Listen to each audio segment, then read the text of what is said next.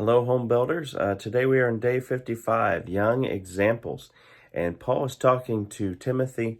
And 1 Timothy 4, he reads in verse 9, "This is a faithful saying and worthy of all acceptation.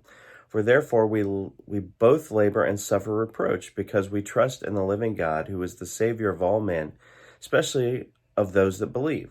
These things command and teach. Let no man despise thy youth, but be thou an example of the believers in word, in conversation, in charity, in spirit, in faith, in purity.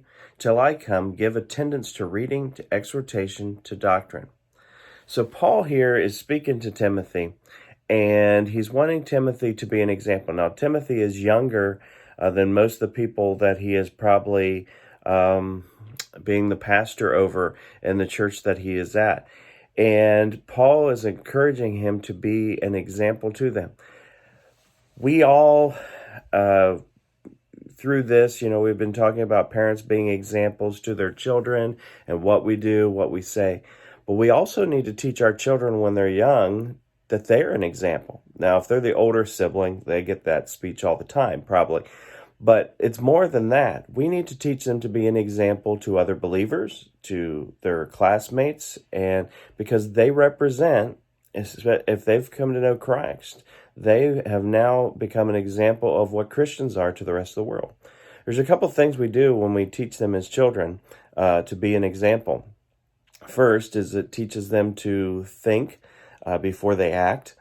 That's always an important thing. Even for us as adults, that's an important thing to remember. The second thing is, in my opinion, it teaches them not just to think before they act, but it also starts to teach them the lesson of being a servant. And the servant mentality of, I'm doing these things as an example for you, and it teaches us in our Christian walk. It also teaches us to, anytime someone teaches something, what happens? You learn it more yourself. And this isn't all about outward things. This is about our inward Christian life as well. Be an example of what it means to be a person that is a person of faith and a person of prayer and a person in the Word. All of those things are very important. So, it teaches our children many things when we ask them to be an example, and I encourage you to do that. As we are an example to them, then we see how they can then be an example to their Christian friends and to those that are non-Christian.